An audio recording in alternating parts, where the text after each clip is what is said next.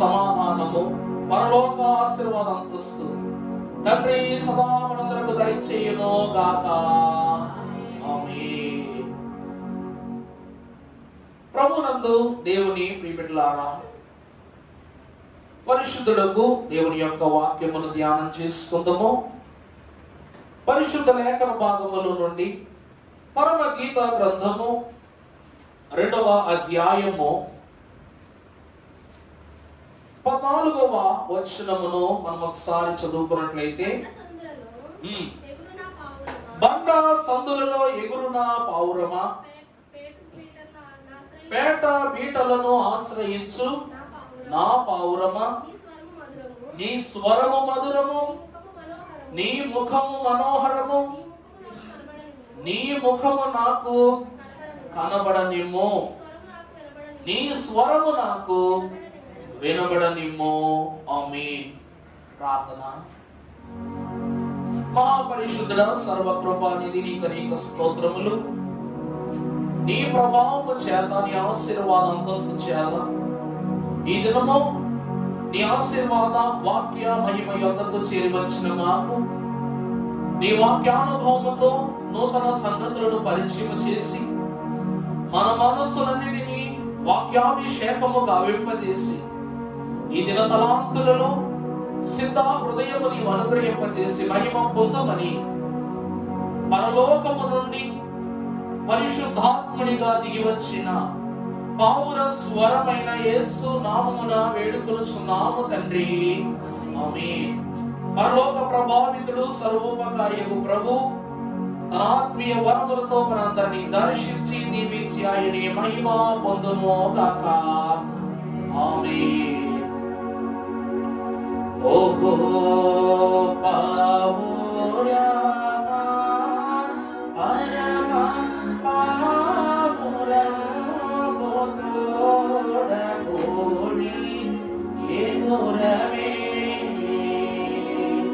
ఓహో పావురా పరమ పావురా బోధోడగోడి ఎగురవే. పావురా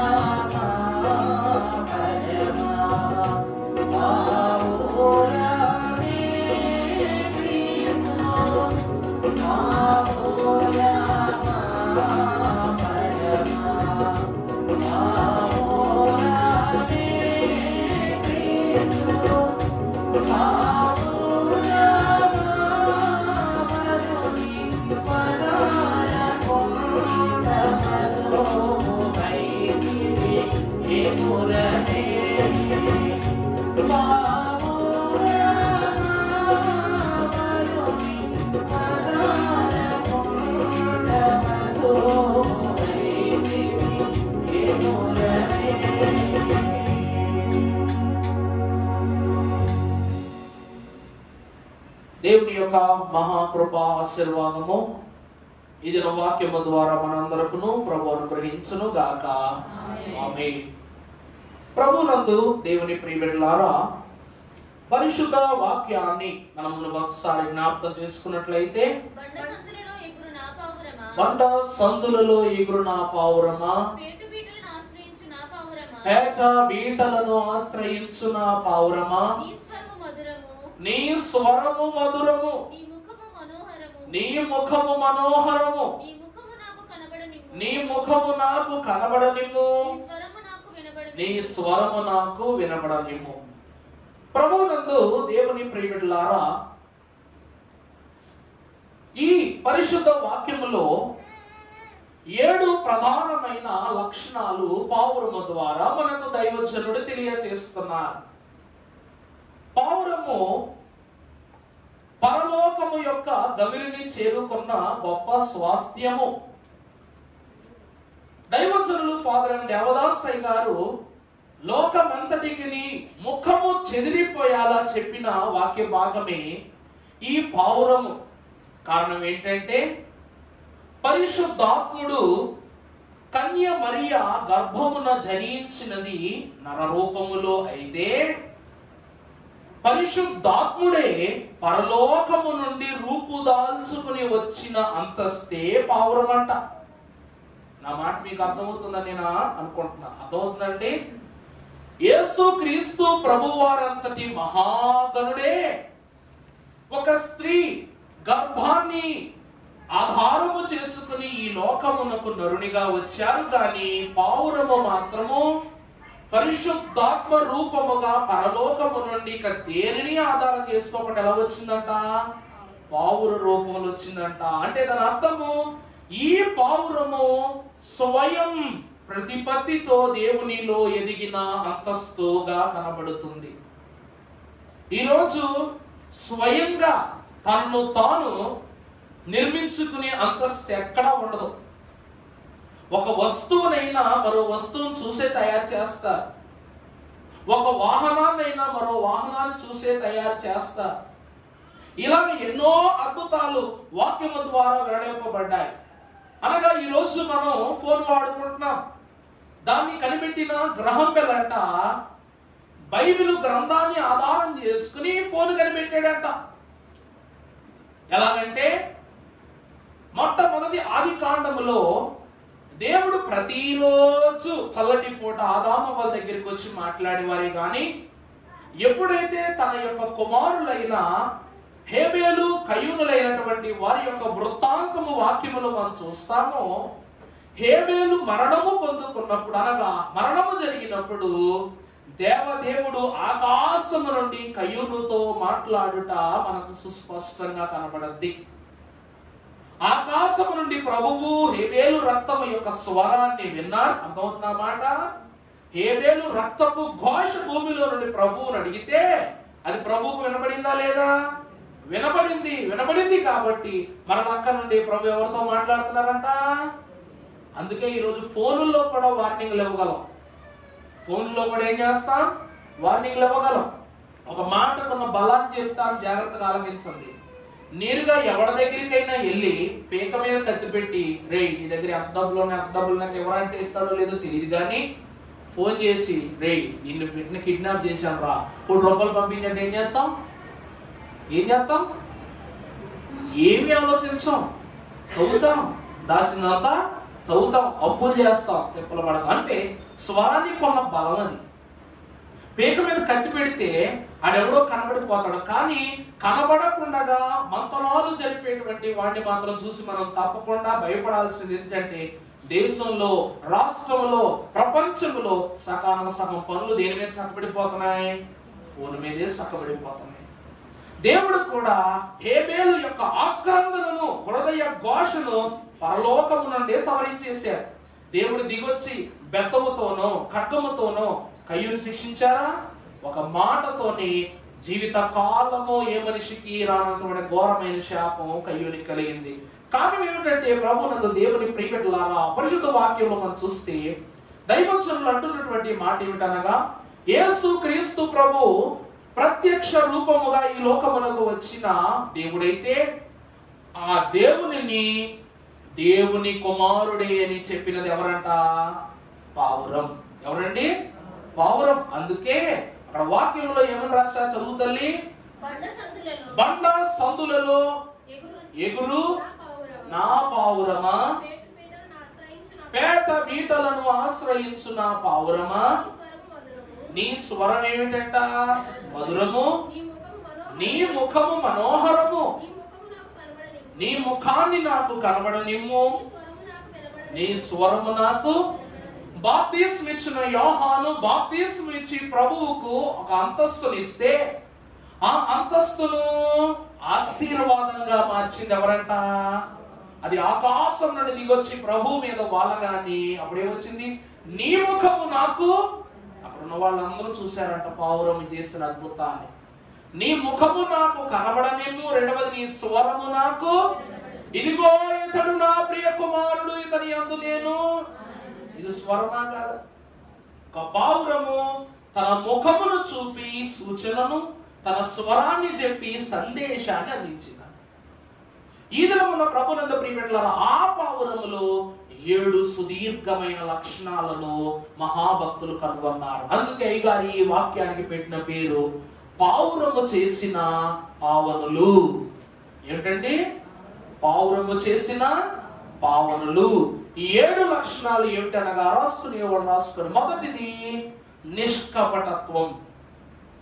మొదటి అంతస్తు నిష్కపటత్వము, రెండవది స్వరము, మూడవది పరిశుభ్రత, నాలుగవది ఆహారము, ఐదవది అర్పణ, ఆరవది సంఘము, ఏడవది పరిశుద్ధాత్మ. మనం చెప్తా.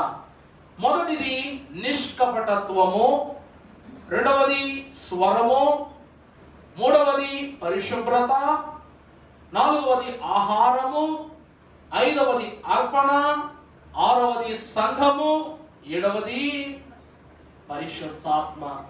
7 అంతస్తులను ఈ దినమున ఈ పావురము ద్వారా మనం ఎలా పొందుకున్నామో జ్ఞాపకం చేసుకుని వాక్యాన్ని మన సమయంలో ముగించుకుందాం. ఆందోళన పడబాకండి. క్లుప్తంగా చెప్తా, నీట్ గా చెప్తా. ఆలస్యం దేవుళ్ళు ఆడుకున్నారనుకోండి, దేవుని మహిమ పోగొట్టుకుంటాం. దేవుని కృపా భరితులకు ప్రభువునందు ప్రియబిడ్డలారా, ఈ పావురములో 7 లక్షణాలను మన దైవజనులు ఫాదర్ దేవదాసయ్య గారు చూశారట. ఎంత గొప్ప లక్షణాలను ప్రభువు కలిగి ఉండటానికి గల కారణం ఏమిటంటే, పరిశుద్ధ లేఖన భాగంలో ప్రారంభంలో మనం చూస్తే ప్రభు యొక్క వాక్యం సెలవిస్తుంది. మత్తయి సువార్త 10వ అధ్యాయం 16వ వచనాన్ని చదివినట్లయితే, ఇదిగో తోడేళ్ల మధ్యకు గొర్రెలను పంపినట్లు నేను మిమ్ములను పంపుచున్నాను గనుక. చూడండి, పాముల వలె వివేకులుగా, మీరు పాముల వివేకుల్లా కాకుండా ఎలా ఉండాలి? పావురము వలె నిష్కపటులై ఉండాలి. పావురము యొక్క తొలి లక్షణము నిష్కపటత్వం.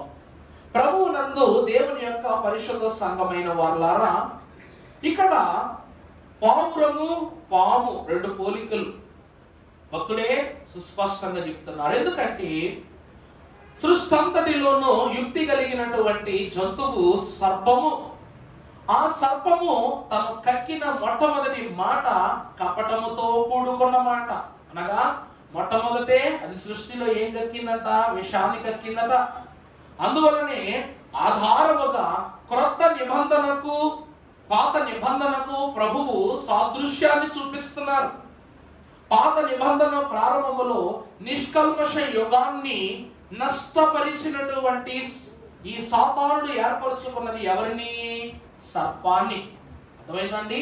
ఆది పురుషుని అముదాయిస్తూ గదిమాయిస్తూ పాపములోనికి నెట్టడానికి ఎవరిని ఎన్నుకున్నాడట? సర్పాన్ని ఎన్నుకున్నాడట సాతానుగాడు. అందువలన పాముల వలె వివేకులులా కాకుండా అన్నది పాత నిబంధనకు, రెండవది పావురము వలె నిష్కపటులై ఉండుడి అని చెప్పుటకు క్రొత్త నిబంధన నూతన ఘట్టమైన క్రీస్తు ప్రభు యొక్క బాప్తిస్మం. అందుకే కదా క్రీస్తు నామముతో స్నాన క్రియ జరుగు సమయం పోనా. క్రీస్తు నామముతో స్నాన క్రియ జరుగు సమయం పోనా.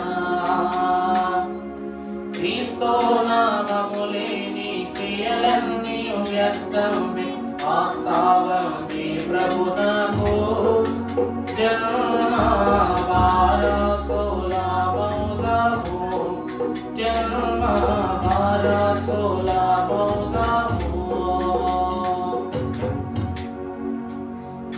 ఏమిటంట? క్రీస్తు నామము దాల్తము స్నాన క్రియ జరుగు సమయమున.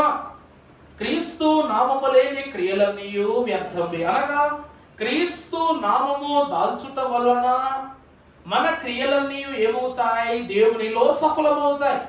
అది పాప క్రియ అయితే కొట్టివేయబడుతుంది, పరిశుద్ధ క్రియ అయితే మునుముందు ఆశీర్వాదాలు పొందుతాయి. అలాంటి ప్రభువుకే ఒక నూతన క్రియను జరిగించినదే పావురం. అందుకే పావురం వలె నిష్కపటులై ఉండుడి అనగా తనలో నిష్కపటత్వమంతయు యేసు క్రీస్తు ప్రభువులో చూపించుటకు ఆ పావురము పరమును దాటి ఈ లోకమునకు దిగి వచ్చిందంట. ఒక మాట మనము వాక్యములో చూస్తే సామెతల గ్రంథము 26వ అధ్యాయం 24వ వచనం మనము చూస్తే, పగవాడు పెదవులతో మాయలు చేసి అంతరంగములో కపటము దాచుకొనును. వాడు దయగా మాట్లాడినప్పుడు వాని మాటలను నీవు నమ్మకము. వాని హృదయములో అబ్బో ఏమిటండి, నిష్కపటమైన పావురములో 7 లక్షణాలు కనబడుతున్నట్లు గాని కపటమైన మనిషిలో కూడా ఎన్ని లక్షణాలంట? ఒక్కసారి చదువమ్మా. వాడు తన ద్వేషమును కపట వేషము చేత దాచుకొనును. చూడండి, రెండవది ఏంటి? సమాజములో వాడి చెడుతనమును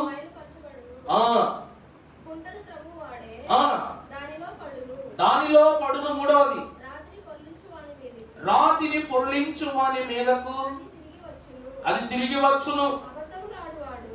ఐదవది చదువు.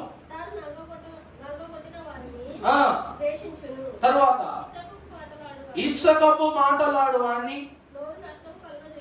ఇక్కడ ఎన్ని విషయాలు కనబడుతున్నాయి? ఎన్ని విషయాలండి? 6. 7వ విషయం ఏంటో తెలుసా? ఆ 6 విషయాల్ని భుజాల మీద తీసుకొని మోస్తున్నాడు చూడు, ఆ మనిషే. ఆ మాట అర్థమవుతుందా అండి? ఈరోజు బైబిల్ అనేది ఎలా చెప్తామంటే, ఇందులో ఉన్న విషయాలు మనకు బాగా తెలిసినప్పటికీ, అరే ఆ బైబిల్ బాగుందని ఎలా చెప్తాం? ఈ హెడ్డింగ్ చూసి చెప్తాం. నా మాట మీకు అర్థం అవ్వట్లేదండి. ఈ అట్ట తీసేసి ఉత్తి పుస్తకం నేను షోకేస్ లో పెట్టి అమ్మాను అనుకోండి, అది బైబిల్లో మీకు తిరుగుతుందా? నా మాట అర్థం కాలేదండి మీకు. ఈ బ్లాక్ కలర్ అట్ట తీసేసి ఇట్లా వైట్ పేజీలతో మామూలుగా అక్కడ డిస్ప్లేలో పెట్టి అమ్మాను అనుకో, మీరు ఆ పుస్తకం బైబిల్ అని మీరు నమ్ముతారా? నమ్మరు కదా. వాక్యం ఏమంటుందంటే, ఈ 6 కపటమైన లక్షణాలు మనిషిలో ఉంటే 7వ లక్షణంగా మనిషి దాన్ని ఏం చేస్తున్నాడంట? మోస్తున్నాడు. స్వయంగా కనపడి రుజువు అన్నమాట. నా మాటలు అర్థమైనవి అని నేను అనుకుంటున్నా. అర్థమైందా అండి? ఈ పావురము కూడా, పావురమా నువ్వు నాకు కనబడు, నీ ముఖము నాకు ఒకవేళ కనబడనట్లయితే అది నిజమని రుజువు అవునా? ఇదే భక్తుడు అంటున్నాడు. ఈ 6 లక్షణాలను మోస్తున్న 7వ లక్షణము మానవుని యొక్క దేహము, మానవుని యొక్క తలంపు. సాతానుడు ఏమీ చేయలేక తన లక్షణాలను సాతానుడు పాములో పెట్టి ఆదాము వాళ్ళ దగ్గరికి పంపించాడు. అందుకే సర్పమే తొలి సూచనగా కనబడింది, తన లక్షణం కాదు. అందుకే అవ్వమ్మ గారు ఏమంటది? ఇదిగో ఈ సర్పము తను నన్ను మోసగించను. సర్పం ఏం చేసింది? నన్ను మోసం ఎలా జరిగిందంటే ఈ సర్పము వలనే జరిగింది. అదే భక్తుడు అంటున్నాడు, దేవుని ప్రియబిడ్డలారా, నిష్కపటమైన మనస్సు కలిగిన పావురమునకు కపట మనస్తత్వము కలిగిన సర్పమునకు రెండింటికి మధ్య తేడాను మనము గమనించాలి. అందుకే భక్తుడు మరో మాటలో చూస్తున్నాడు. అసలు నిష్కపటమైన తలంపు అంటే ఏమిటంటే, 1 పేతురు రాసిన పత్రిక 2వ అధ్యాయము 22వ వచనాన్ని మీరు చూసినట్లయితే పరమ భక్తులు తెలియజేస్తున్న మాట, ఆయన పాపము చేయలేదు, ఆయన నోటలో ఏ కపటము కనబడలేదు, ఆయన దూషింపబడి. చాలండి దేవుని ప్రియబిడ్డలారా, ఇది యేసుక్రీస్తు ప్రభు వారిని బట్టి పెంతు పిలాతు ఇస్తున్నటువంటి సాక్ష్యం. నేను ఆయనను ఎంత చూసినా సరే ఆయనలో నాకేం కనబడట్లా? పాపము కనబడట్లా. ఆయన కపటమైన వాడని నాకు గోచరము కావటం లేదని సుస్పష్టంగా తెలియజేస్తున్నాడు పిలాతు. దేవుని ప్రియబిడ్డలారా, యోహాను సువార్తలో కూడా ఆ మాటనే రాస్తూ 19వ అధ్యాయము 4వ వచనంలో కూడా పిలాతు అంటాడు. కానీ యెహోషువ గ్రంథములో నిష్కపటులు అనే మాటకు అర్థాన్ని యెహోషువ తెలియజేస్తాడు. ఏమిటో తెలుసా? ఇశ్రాయేలు ప్రజలు అందరూ యెహోషువ యొక్క నాయకత్వంలో సాగుతుంటే ఒక రోజంట తన ప్రజలందరినీ పిలిచి ఎదురుగా నిలబెట్టి ఒక చెట్టు యొద్ద అతడు నిలబడి, ఒక రాయి యొద్ద అతడు నిలబెట్టి అతడు మాట్లాడతాడు, ఇదిగో మీరందరూ నేను తప్పు మార్గములోనో లేక లోకానుసారమైన మార్గంలోనో మిమ్మల్ని మోసగించి సాగుతున్నాను అనుకుంటున్నారు ఏమో. మీరు ఏ దేవుడినైనా పూజించండి, కానీ నేను నా ఇంటి వారిని మాత్రం యెహోవానే సేవిస్తా. ఈ మాటను ఎందుకు ఎంత ప్రత్యేకంగా యెహోషువ చెప్తున్నాడంటే, తనలో ఏ కపటత్వము లేదని రుజువు చేయుటకు ఒక బండను ఏం చేశాడంట, సాక్ష్యంగా పెట్టాడు. ఒక రాయిని ఏం చేశాడు చెప్పండి, అతడు సాక్ష్యాన్ని చేశాడు. ఇదిగో నేను మోసగించినట్లయితే ఈ రాయి సాక్ష్యం. అంటే ఎంత ఆశీర్వాదకరమైన అంతస్తులో అతడు పెరగటానికి ఆశపడుతున్నాడో ఒకసారి గమనించండి. పావురాళ్ళు మనం అన్ని చోట్ల చూస్తాం. ప్రభువే పావురము, పావురమే ప్రభు అయి ఉన్నారు అన్నది వాక్యము తెలియజేస్తున్న మాట. కానీ పాత నిబంధన గ్రంథములో నుండి మనము చూసినట్లయితే ఎన్నో ఎన్నో పక్షులు మనకు కనబడుతున్నాయి. ఎన్నో ఆశీర్వాదాలు, వేగవంతమైన అలంకరీకృతమైన పక్షిరాజు కూడా మనకు కనబడతాడు. కానీ ఏ పక్షి యొక్క అంతస్తు పరలోకం దాకా వెళ్ళలేదు. నా మాట అర్థమవుతుందండి? ఎన్నో పక్షులు ఉన్నాయి. ఉదాహరణకు సొలొమోను మహాభక్తుడు శాబాదేశపు రాణి యొక్క సమాచారాన్ని తీసుకున్న హుద్హుదు పక్షిని నాకు దగ్గరికి ఈ పక్షి 2 రోజుల్లో రావాలని చెప్పగానే ఎక్కడో సౌత్ ఆఫ్రికా మొదలుపెట్టి ఈజిప్టు దేశాన్ని దాటి ఎక్కడికి వచ్చేసిందంట ఈ పావురం, ఈ హుద్హుదు పక్షి యెరూషలేముకు వచ్చి సొలొమోను చెప్పిన సమయానికి అక్కడ వాలిందంట. వాళ్ళగానే అప్పుడు ఆమె తన సమాచారం చెప్పింది. అది ప్రపంచంలో అతి వేగవంతమైన పక్షి. మరి పక్షిరాజును గురించి మనం చూసినప్పుడు పక్షిరాజు ముసలితనములో కూడా దాని పౌరుషాన్ని కోల్పోదట. తనను దాన్ని గాయపరుచుకునైనా ఒక నూతన శరీరాన్ని అది మరలా పుట్టించుకుంటుందట. అలాగే కోడిని కూడా ప్రభు వాక్యలో వాడతాడు. ఏమిటి? కోడి తన పిల్లని ఏం చేస్తుందంట, రెక్కలు చాటుందా. అంటే మనము రోజు ఆహారంగా తీసుకునేటువంటి దీనిని కూడా దాని యొక్క వంతు అంతస్తును ప్రభు వాక్యంలో చూపించారు. ప్రభునందు ప్రియమిత్రులారా, మరి ఇన్ని అంతస్తులు చూపించినప్పటికీ ఏదియు ప్రభువు యొక్క పరలోక గవినిలోనికి చేర్చబడలేదు. ఏమిటంట కారణం? ఏంటంట కారణం? ఎందుకంటే భక్తులు అంటున్నారు, ఎగిరి వెల్లో పావురమా ఏది ఆటము నీకు, ఎగిరి వెల్లో పావురమా ఏది ఆటము నీకు, ఎగిరి ఎగిరి పరమా అనాలో యెరూషలేము తేనా ఎగురమే,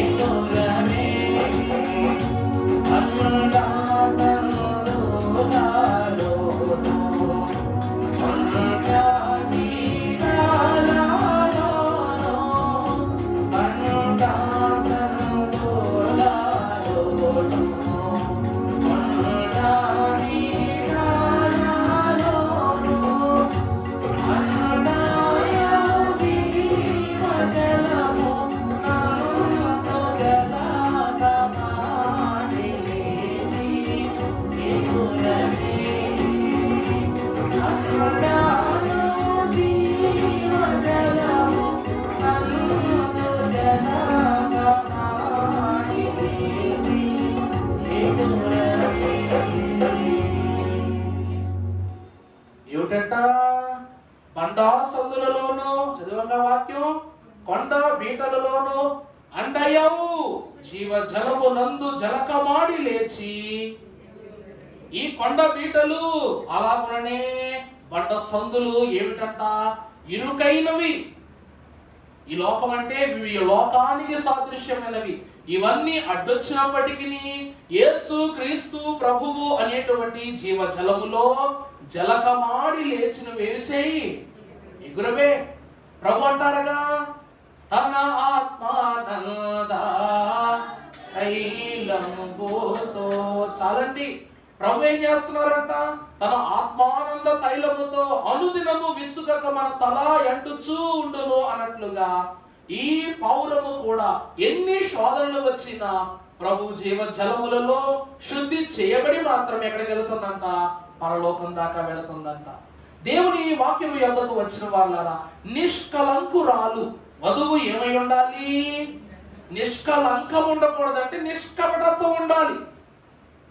కాబట్టి అర్థమైందండి? కలంకము నీలో ఉండకూడదంటే నువ్వెలా ఉండాలి? నిష్కలంకురాలుగా ఉండాలంటే నిష్కపటత్వం నీలో ఉండాలి. ఇదే ప్రభువు పావురం ద్వారా తెలియజేస్తున్నారు. ఈ పావురాన్ని గురించి మరికొన్ని విషయాలు నేను తెలుసుకుంటూ ఉన్నప్పుడు నాకు అప్పుడు తెలుస్తున్నారు అన్నమాట. ఏంటంటే పావురాలంట ఏ తిండి పెడితే తిండి తినవంట. పావురాలు ఏ తిండి పెడితే ఆ తిండి తినవు. రెండో విషయం ఏంటంటే నిష్కపటమైంది అంటున్నారు కాబట్టి చెప్తున్నా, ఇది ఒక ప్రాణి యొక్క ఆహారాన్ని అస్సలు ముట్టుకోదు. పావురము మరి యొక్క ప్రాణి ప్రాణాన్ని ఏం చేయది కోరుకో. చిన్నప్పుడు మన మాస్టర్లు చెప్పారు, పావురము చీమ కదా, గుర్తుందా? ఆకులో కొట్టుకెళ్ళిపోతున్న చీమని పావురం ఏం చేసిందంట? కాపాడిందంట. తర్వాత వేటగాడు దీన్ని చంపాలనుకున్నప్పుడు ఆ చీమ ఏం చేసిందంట? ఈ పావురాన్ని కాపాడిందంట. దాని యొక్క తత్వమే రక్షణ తత్వము గనుక అది నిష్కపటమైనది. దీనిలో రెండో విషయం ఏంటంటే పావురము ఏమై ఉన్నది అనగా, ఒక్కసారి ఇంకొక పావురం ఆడ పావురముతో జత కడితే ఇంకో పావురం జోలికి అది పోదు. అర్థమైందా అండి? ఒకే ఒక్కసారి ఒక ఆడ పావురముతో జత కడితే మరలా అది చచ్చిపోయిన ఆడపావురం చచ్చిపోయినా సరే మరో ఆడపావురం దగ్గరికి మగ పావురం వెళ్ళదు, ఆడపావురం వెళ్ళదంట. అంటే దానిలో ఎంత నిష్కలంకమైన బుద్ధి ఉన్నదో గమనించాలి. అందుకే అది ఏమై ఉన్నది? కపట బుద్ధి కాక నిష్కపట బుద్ధి కలిగినదై ప్రభు వాక్యం కనబడుతుంది. వధువు సంఘము వరుని కొరకు ఎదురు చూస్తున్నది, మనము వరుని కొరకే ఎదురు చూస్తున్నామని రాశారు. కానీ ఎవరి కోసం ఎదురు చూస్తున్నట్టు రాశారా? మనము కూడా ప్రభు అయిన దేవునితోనే జత కట్టవలెను, కానీ మరొకరితో జత కట్టుటకు మనం ఏం చేయకూడదు? లోక పరిమితిలోనికి వెళ్ళకూడదు. గతములో జరిగిన విషయాలను, గురుతులను, ప్రవచనములను గుణిస్తున్నామే తప్ప ఇంకా ఎంతకాలం అనుకుని దేవుని విడిచిపెడుతున్నామా? అర్థమవుతుందా అండి? స్వబుద్ధి సుబుద్ధిగా ఉండాలి తప్ప స్వబుద్ధి దుర్బుద్ధిగా మారకూడదు. ఇదే గారు అంటున్నారు మాట. అందుకే మొదటిది నిష్కలంకమైన రూపమే కాదు, తలంపు కలిగినది పావురము. రెండవదిగా మేము చూసినట్లయితే 2వ అధ్యాయం 14వ వచనం చదువమ్మా. పరమగీతం.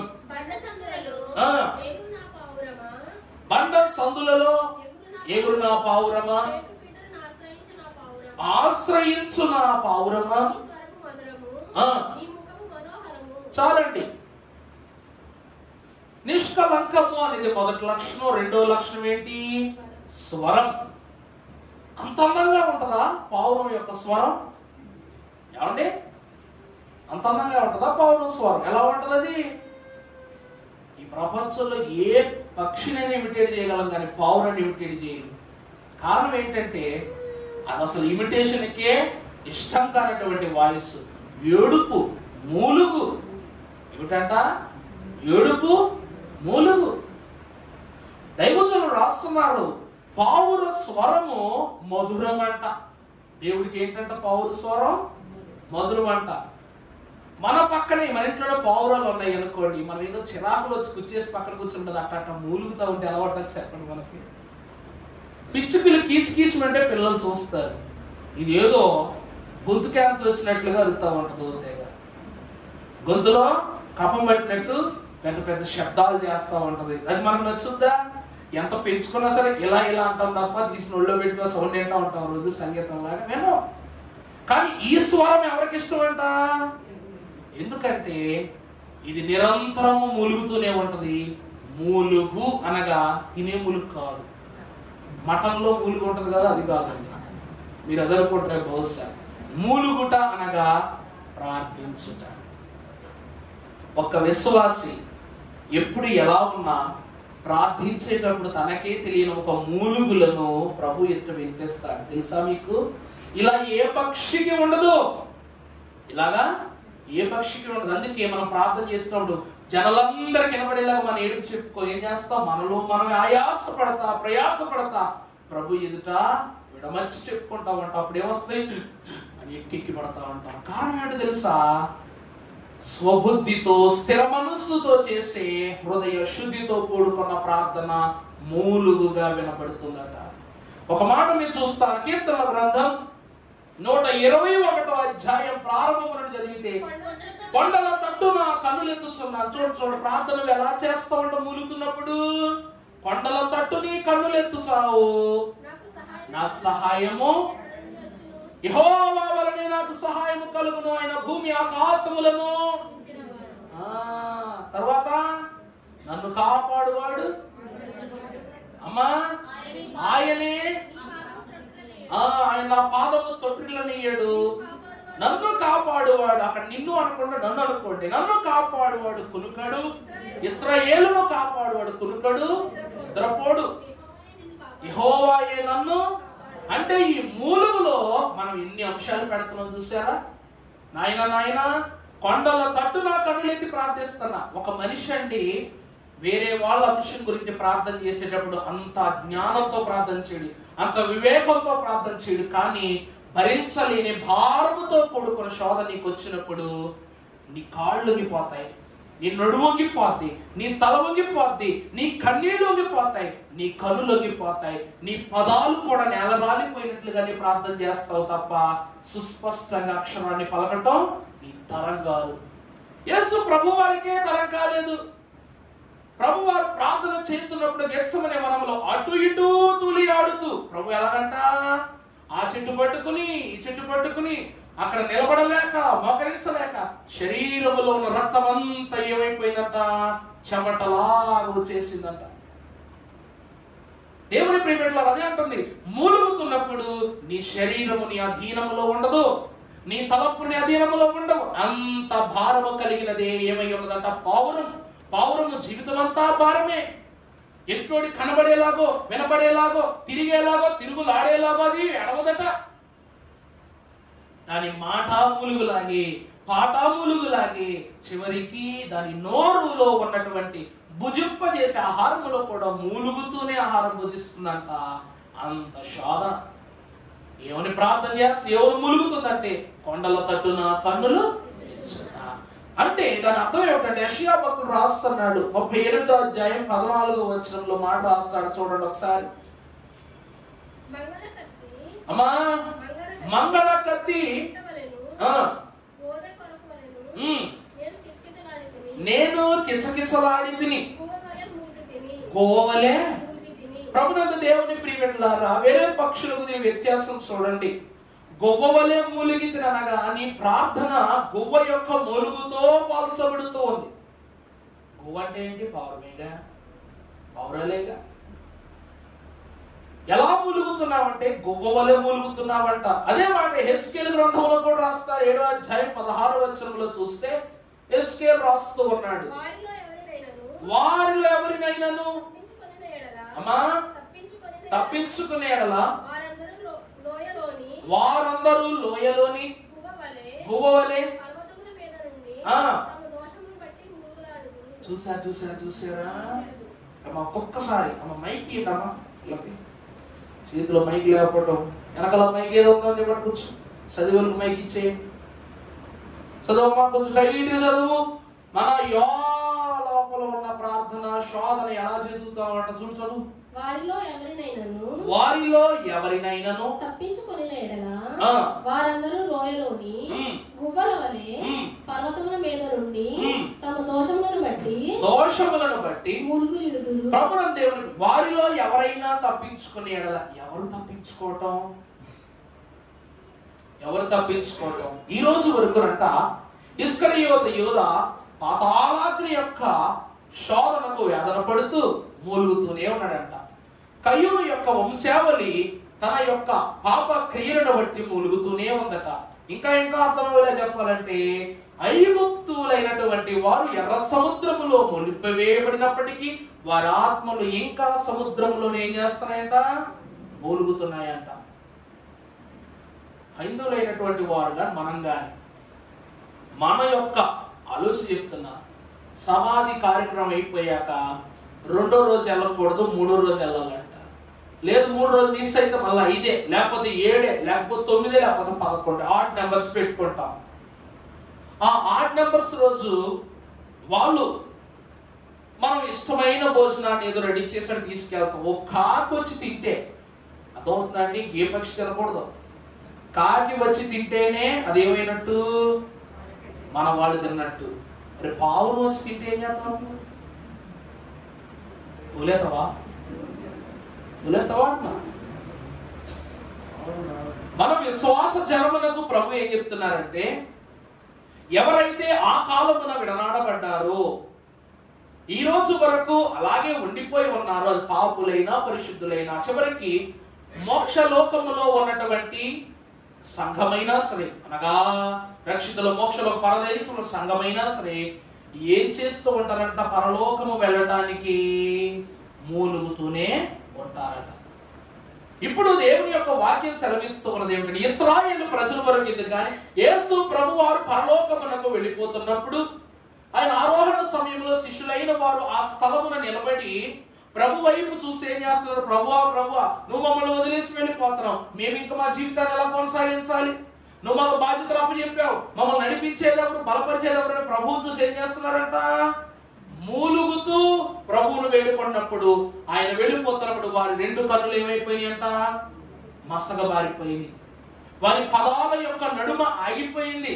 వెనువెంటనే పరిశుద్ధాత్ముడు వాడి మీదకు దిగి రాగానే వారి యొక్క అంతస్తు ఏమైపోయింది? ప్రబలిపోయిందని దేవుని యొక్క వాక్యాన్ని మనం చూస్తాం. అలాగనే మనము కూడా రాకడ పర్యాంతం, అనగా అప్పుడు మొదలుకొని ఎప్పటి వరకు, రేపు రాకడ జనము వరకు మనము పావురముల వలె పర్వతం అనగా ఇదే పర్వతం మీద ఉన్నాం మనం.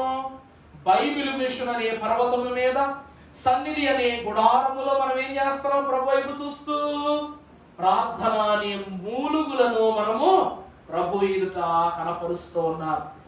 నా మాట అర్థమైందా అండి?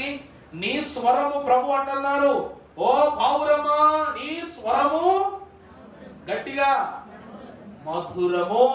ఈ ప్రపంచంలో నీ ప్రార్థన ఎవరికి నచ్చదు? ఎవరు నచ్చుద్ది? దేవునికి మాత్రం నచ్చుద్ది. అందుకే చరణంలో కూడా భక్తులు రాశారు, మనం చూసినట్లయితే,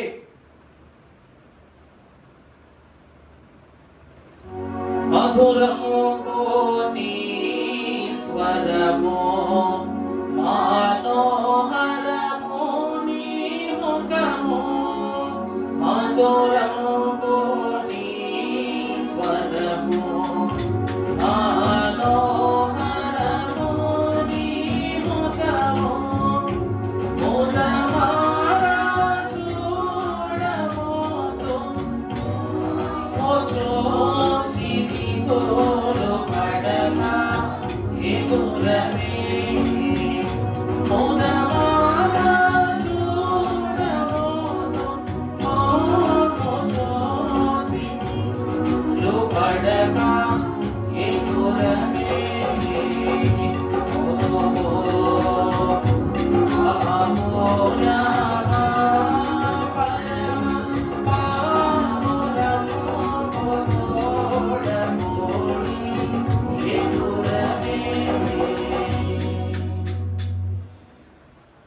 చూసారా?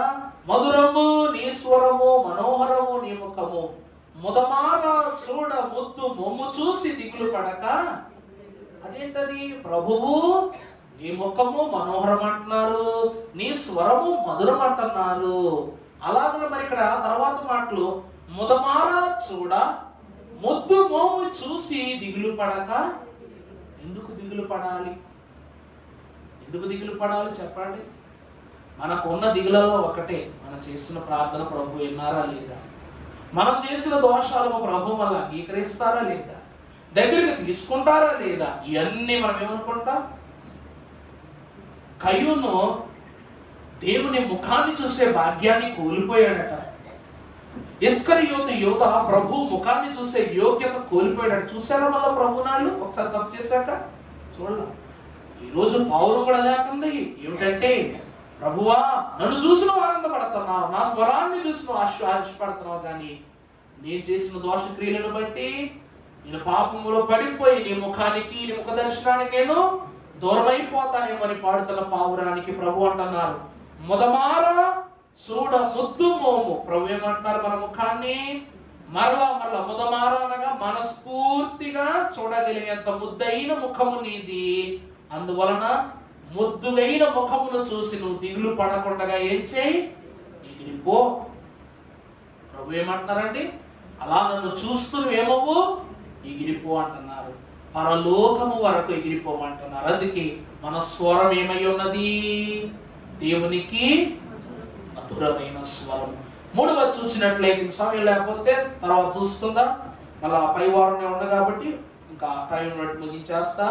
మూడవ అంతస్తు పరిశుభ్రత. వాక్యం చూద్దాం. పరమగీత 5వ అధ్యాయం 2వ వచనం చదువుకున్నట్లయితే, నేను నిద్రిస్తేనే గాని నా మనస్సు మేల్కొని ఉన్నది, నా మనస్సు మేల్కొని ఉన్నది, నా సహోదరి నా సహోదరి, నా ప్రియురాలా, నా పావురమా, నా పావురమా, నిష్కలంకురాలా, నిష్కలంకురాలా, ఆలకింపుము, ఆలకింపుము. నా తల మంచునకు తడిసినది, నా తల మంచునకు తడిసినది, అంచునకు తడిసినది, నా వెంట్రుకలు రాత్రి కురియు చినుకులకు తడిసినవి, నాకు తలుపు తీయమనుచు, నాకు తలుపు తీయమనుచు, నా ప్రియుడు వాకిలి తట్టుచున్నాడు. చాలమ్మా ప్రభునందు ప్రియబిడ్డలారా, మూడవది పరిశుభ్రత. పౌరములో ఇందాక 2 లక్షణాలు చెప్పా. ఒకటి, అది మరొక జంటతో ఐక్యం కాదు, అది ఏర్పరుచుకున్నది. మొదటికి తొదరికి ఒకటే అని చెప్పాను. మూడవది ఏంటంటే తనను తానే శుభ్రం చేసుకుంటుందట. అక్కడ ఏమనుంది, శిరస్సు అంచు వరకు తడపబడుట, వెంట్రుకలన్నీ చినుకులతో తడపబడుట అనే మాట మనం అక్కడ చూస్తున్నాం. ప్రభునందు ప్రియబిడ్డలారా, పావురము నోట్లో పావుర క్షీరం అని ఉంటుంది, తెలుసా మీకు? ఇప్పుడు మిమ్మల్ని డైరెక్ట్ గా ఒక మాట అడుగుతారండి, పావురాలు ఎప్పుడైనా మాసిపోయిన పావురాలు మీరు ఎప్పుడైనా చూసారా? పోనీ అది నల్ల పావురమైనా తెల్ల పావురమైనా వేరే కలర్ అయినా సరే, పావురము డస్ట్ లో దొరటాలు కానీ మురికిలో ఉండటం కానీ లేక రూపు మారిపోయి రంగు మొత్తం మాసిపోయినట్టు ఎప్పుడైనా చూసారా మీరు? చూడలేదా? కారణం ఏంటి తెలుసా? దాని లోపల పావుర క్షీరం అనే ఒక పదార్థం ఉంటుంది. క్షీరం అంటే ఏంటి? గడి చెప్పాలి, పాలు. పాలు ఎంత తెల్లగా ఉంటాయో దాని నోటిలో నుంచి వచ్చేటువంటి పావుర క్షీరం అనగా దాన్ని ఉమ్మి దాని శరీరం మీద పడినప్పుడంట, దానితో శుభ్రం చేసుకున్నప్పుడంట, ఆ శరీరం మీద ఉండేటువంటి పెమ్ పార్టికల్స్ అంటే డస్ట్ సెల్స్ అన్ని అట్లా తొలగిపోతాయి అంట. అందుకే పావురం ఏం చేస్తాడు? తనను తానే శుభ్రం చేసుకుంటది. ఇప్పుడు వధువును ఎవరు శుభ్రం చేస్తారు? వధువు చెప్పండి అమ్మా. వధువు తనను తానే ఏం చేసుకోవాలి? లోకంలో సిద్ధం చేసుకోవాలి. సన్నిధి అనే అలంకరణ నీకు ఉండాలి. ఎవరు నేర్పించాలి? లోకంలో ఎవరు లేరు. భక్తులు ఒక పద్యం రాస్తారన్నమాట. లోభితనము ముత్సరము లోకము పాపమెల్ల నిన్ను కీడు చేయగా, లోభితనము మత్సరము కీడును పాపమెల్ల నిన్ను లోబి చేయగా, పాపలోకము క్రియలు విడిచి నీ ప్రేమ చూపుటకు దేవతనామృత దేవానికి దేవందనము, క్రీస్తు దేవానికి దేవందనము. ఇదొక బుర్ర కథ. లోకమంతా అంట లోభితనము పాపక్రియలు శోధన అన్నీయూ ఏకమైపోయి ఉన్నది. ఇవన్నీ ఉన్నప్పటికీ కూడా నీపై తన జాలి అనే ప్రేమామృతమును కొమరించుటకు ఈ లోకమునకు దిగి వచ్చిన దేవా నీకిదేనా వందనం.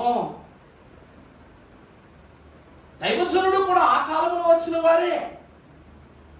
మనకి ఈ మహోత్సవాలు అయిపోగానే ఫిబ్రవరి నెలలో మనల్ని ఎదుర్కోవటానికి వచ్చే మొట్టమొదటి కార్యక్రమం దైవజనుని యొక్క జ్ఞాపకార్థ కూడిక. ఈ జ్ఞాపకార్థ కూడికలో ఆ రోజు ఆదివారం వచ్చింది మనకి. ఆ రోజు ఏమొచ్చింది? రెండో ఆదివారం వచ్చింది. ఎలాగా? దైవజనుల గురించి మాట్లాడుకుంటాం. ఆ విషయాలలో ఒక సంఘటన ఇలాంటి ఒక ఆదివారం దినాన్ని జరిగిందంట. అయ్యగారు మిషనరీ క్రమాల్లో ఉండేవారు, మిషనరీకి అధికారిగా నియమించుకున్నారు. ఆయన సుబుద్ధిని బట్టి, జ్ఞాన విధానాలను బట్టి జరుగుతూ ఉంటే ఒకరోజు రాజమండ్రి అంతా వివక్షమైన కరువు వచ్చేసింది. రాజమండ్రి అంతా ఏమొచ్చింది? కరువు వచ్చింది.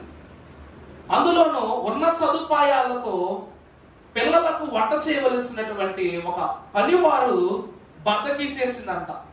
ఆమె ఏం చేసిందండి? బద్దకించేసిందట.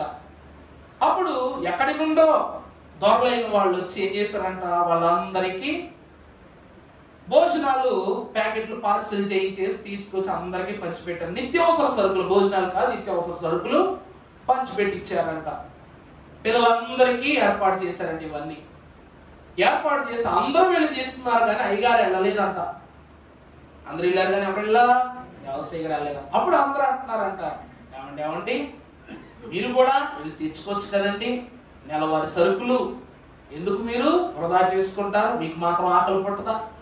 మీకు మాత్రం అన్నం తినకుండా ఉండగలరా? తీసుకొచ్చు కదా అంటే ఎవడన్నారు, నాకు అక్కర్లేదండి, నాకు కావాల్సినవి అన్ని ఇచ్చేవారు వేరే ఉన్నారు అన్నారంట. అది ఎవరండి అని అడిగితే అప్పుడు అన్నారంట దైవజనులు ఏమని? పాట రాసినప్పుడు అయ్యగారు ఏం పాటది? నాకేమీ కొదువా నా తోడుండా, ఇక నాకేమీ కొదువా నా తోడుండా, శ్రీకరుణకు దేవుడే నా శ్రేష్ఠ పాలకుడు, నా ఏక రక్షకుడు, నా ఏక రక్షకుడు, కనుక నాకేమీ కొదువా నా తోడుండా. నాకేమి కొదువా నాదులుండా, శ్రీకరుండకు దేవుడేనా అచరణములు బ్రతుకంతటం కృపాక్షేమములు వదలకుండగా వచ్చు, నాకు సుదినములు కలుగు నా పదలన్నీయు నీ ఆపదలన్నీ సంపదలైపోతాయి అన్నారు అయ్యగారు. ఎందుకు అంటే ప్రియమిత్రులారా, ఇక్కడ వాక్యమే చెప్తూ ఉంది, పౌరమంట తన ప్రతి ఆపదను ఎలా మార్చుకుంటుందంట? ప్రార్థనలో సంపదగా మార్చుకుంటుందట. ప్రార్థనలో తను ఎలా మార్చుకుంటుందట? పౌరానికి వద్దన్నా కాదన్నా కూడా ప్రేమతో గువ్వలేస్తారు. ఏంటి గింజలేస్తారు? అర్థమవుతుందా? దీని తర్వాత అసలు వాక్యం టైం లేదు కాబట్టి మాట చెప్పిన తర్వాత నెలలో చూసుకుందాం ఇక పరిచయాలు ఏంటి. ఏం చేశారంట? ఈ గింజలు మనస్ఫూర్తిగా వేస్తారంట. కారణం ఏమిటంటే అది ఆ గింజలు తప్ప వేరేం తింద కాబట్టి. ఆరోగ్యవంతమైనటువంటి ఏకాహారం అనేది తింటుంది, శాకాహారమే తింటుంది, యోగ్యమైనది తనకు అనువైనది ఆరోగ్యకరమైన ఆహారమే తింటుంది. అందువలన పౌరము యొక్క అంతస్తును మహాభక్తుడు ఏమంటూ ఉన్నారంటే, మొదటి తెస్సలోనికి రాసిన పత్రిక 4వ అధ్యాయం 7వ వచనం, పరిశుద్ధులు అగుటకే దేవుడు మనలను పిలిచెను గాని అపవిత్రులుగా ఉండుటకు పిలవలేదు. చాలమ్మా ప్రభునందు ప్రియమిత్రులారా, ఇప్పుడు మాట చూద్దాం. ఇదిగోండి, దేవుని గ్రంథంలో నోవాహు కాలంలో కాకిని పంపినప్పుడు అది ఏం తిందంట? పీనుగులను తిన్నట్లుగా వాక్యంలో చూశారు. అందుకే కాకిని పిలిచి లడ్డు పెడతాడా ఎవడైనా? పెడతాడా? పెట్టరు. తర్వాత పౌరం వెళ్ళింది, వెళ్ళి ఏం తీసుకొచ్చింది? ఒలీవా చిగురు తీసుకొచ్చింది. ఇప్పుడు మాట బాగా అర్థం చేసుకోండి. ఇది శుభ్రమైందని చెప్పడానికి ఒక ఉదాహరణ చెప్తా.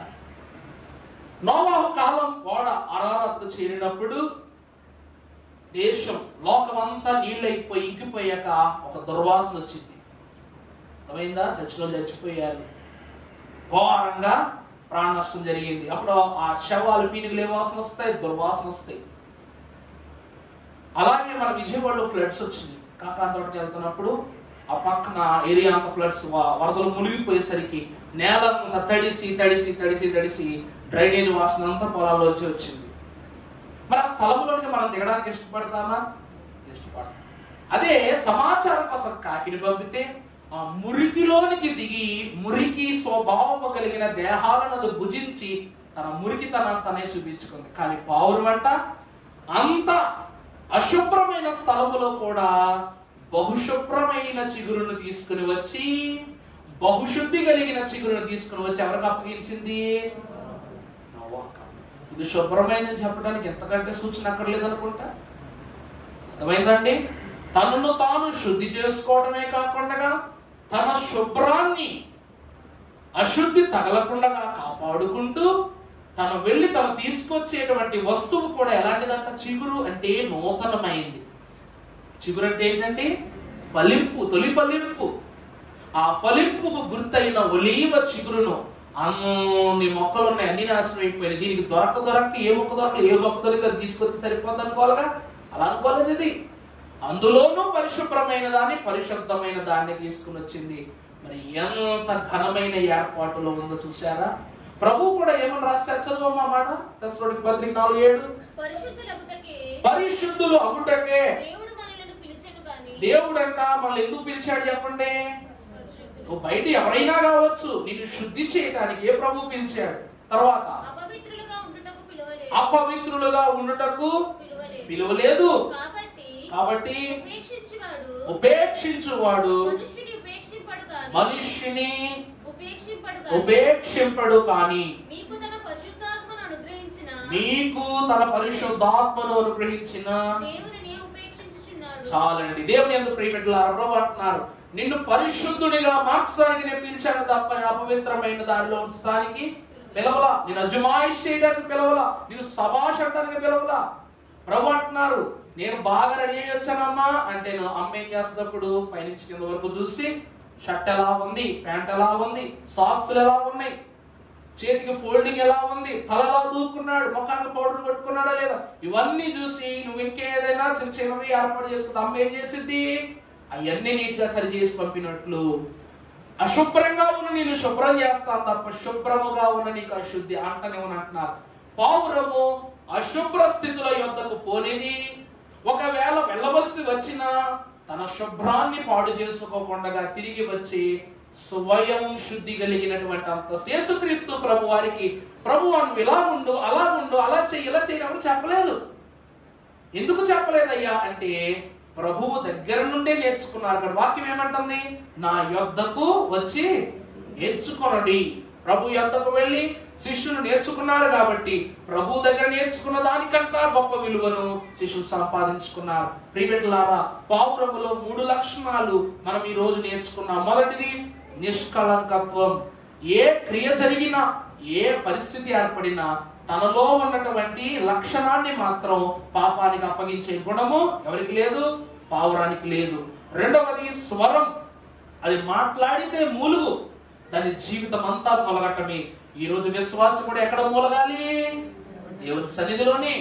నువ్వు మూలిగి మూలిగి మూలిగి ఏమైపోవాలంట? నీ స్వరము దేవునికి వినపడి దేవుడు నీ స్వరం, అబ్బా నా బిడ్డ నన్ను పిలుస్తున్నాడని. పిల్లోడు ఏడిస్తే పక్కింటోడికి నచ్చదు. మన ఇంట్లో చిన్నపిల్లలు ఉన్నారనుకోండి, ఏడిస్తే పక్కింటోడికి నచ్చుద్దా? కానీ కన్న తల్లికి మాత్రం ఎలా ఉంటుంది చెప్పండి? ఓదార్చటమే. ఆమె కసురుకుంటదా? కసురుకోదు. పాలించి ఉరక పెడద్ది, పాట పాడి ఉరక పెడద్ది, భుజాన్ని వేసుకుంటది, అటు ఇటు తిరుగుద్ది. తనకు నిద్ర ఉన్నా లేకపోయినా బిడ్డను మాత్రము సముదాయించడానికి తన సమయాన్ని ఇచ్చినట్లు నువ్వు ప్రభువు సన్నిధిలో ఎక్కి ఎక్కి ఏడుస్తున్న ప్రతి ధ్వనిని ఎవరు వింటున్నారట? ప్రభు వింటున్నారు. పావురము పరలోకము వరకు తీసుకుని వెళ్లే ఉత్తరం అంట. అయ్యగారు ఏమన్నారు తెలుసా అండి? పావురము నీ సమాచారాన్ని పరలోకానికి చేర్చే ఉత్తరం. పూర్వకాలంలో రాజులు ఏం చేసేవారండి? పావురం కాలుకో మెసేజ్ కట్టేసి వదిలేసేవారు. ఎవరు చెప్పేవారు? నువ్వు పలానా ఓడి దగ్గరికి వెళ్ళి ఎవరికి చెప్తే నిలబడతా దానికి? అయినా అది చేరాల్సిన చోటుకి ఎలా చేరిపోయేది? దాని జ్ఞానం ఆలోచించండి ఒకసారి, దాని తలపురు ఆలోచించండి. అందుకే సమాచారాల విషయంలోకి వచ్చేసరికి పావురాన్ని కోసుకుని కూడా తినరు. ఇప్పుడేం చూసారా మీరు? గత చరిత్రలో మనం చూసుకుంటే శిబి చక్రవర్తి అనే మహా గొప్ప రాజు ఉండేవాడు. ఒక పావురాన్ని కాపాడటానికి తన తొడలోంచి మాంసం పోసిచ్చాడంట, తూకం వేసిచ్చాడంట. పావురం ఎంత బరువు ఉంటుందో అంత బరువుకు ఆ పావురానికి తన యొక్క తొడలో ఉన్న మాంసాన్ని కోసిచ్చాడంట. పావురానికి ఇచ్చే విలువ గమనించండి. మహారాజు అంతటి వాడే శిబి చక్రవర్తి ఏం చేశాడంట, తన తొడలో ఉన్న మాంసాన్ని ఈ పావురం ఎంత బరువు అంత బరువు తూకం వేసి ఇచ్చాడంట దాన్ని కాపాడటానికి. అంత గొప్ప అంతస్తును పావురం చరిత్రలో గణించుకుంది కనుక దీని స్వరము మనోహరము. ఆఖరిగా ఇది ఏమై ఉన్నది, పరిశుభ్రమైంది అయ్యి ఉంది. సంఘం కూడా ఎప్పుడు ఏమైనా ఎలా ఉండాలి, ఆరాధనకు వచ్చిన ప్రార్థన క్రమానికి వచ్చిన మన తలంపులు ఎలా ఉండాలి, శుభ్రంగా ఉండాలి. దేహ శుద్ధితో, ఆత్మశుద్ధితో, ఆత్మసిద్ధితో లభ్యపూర్వకము అయిన ప్రతి శుద్ధి కలిగిన క్రమాన్ని జరిగించుకుని ప్రభులో ఏకీభవించాలి. పావురముగా నిత్యము వర్ధిల్లే ధన్యత పరిశుద్ధులకు ప్రభు మనకు దయచేసి దీవించును గాక. ఆమేన్. పరిశుద్ధుడా, సర్వోన్నతుడా, నీకే స్తోత్రములు. సర్వాధికారి స్వామి వందనములు.